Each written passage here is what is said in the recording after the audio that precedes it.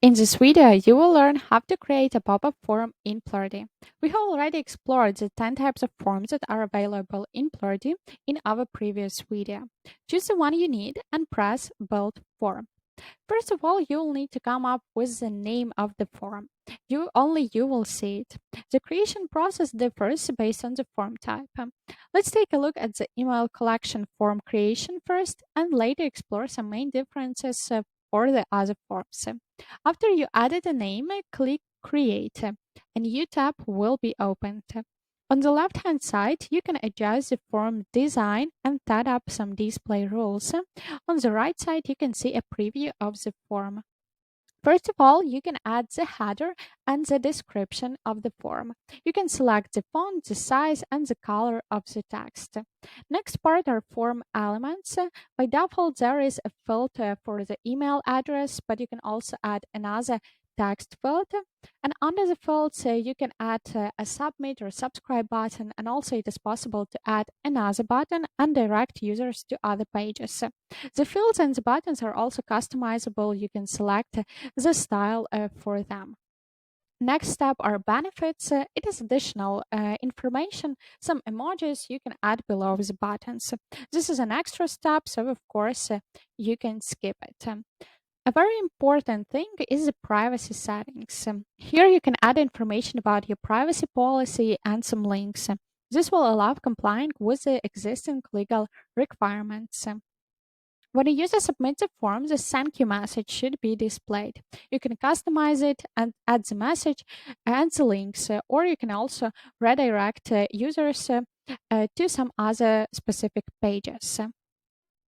Other design settings include some style adjusting opportunities like colors, shadows, shapes, and animation effects. As you can see on the form, you can also add some visuals.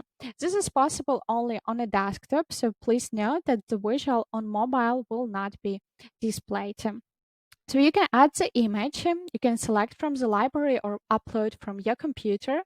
You can add the GIF from giphy.com or also upload from your computer.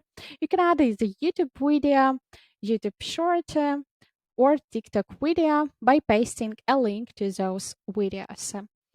Let's now see a few differences in creating other forms. The phone collection form is exactly the same as the email, only here we have the phone number instead of the email. In the survey, the form elements include up to 7 options to choose from, a button, and optionally a command. You can also select if this should be a one answer or multiple answer form. In the survey, you cannot add visuals.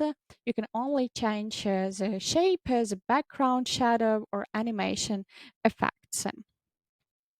The promo form has a description and the form elements, just like the email collection forms, but the form elements include the buttons, and you can also add the benefits and add some visuals as well. Visuals are shown only on the desktop version.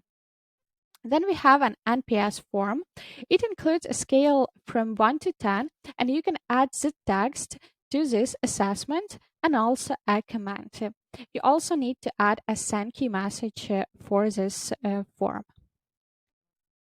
The feedback form is actually the easy one. You only add the description for the form. You can change some buttons and add a command. The emojis are added by default.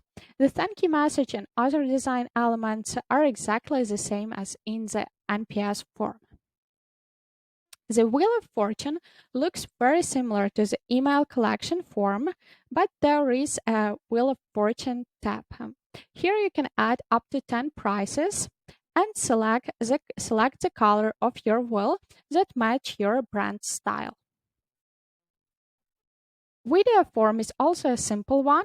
First of all, you will need to add your video. You can upload it from your computer, or you can also add YouTube short or TikTok video. After that, you can add a text and a button in the form elements and go to other design settings if you want to add some shadows or animation. Similarly to the video form, in the custom banner form, you need to add your banner first. Then you can adjust the form elements by adding a link to the page where users will be sent after clicking on this banner on your website. And in other design settings, you can add the shadow as an animation and change the shape and the color.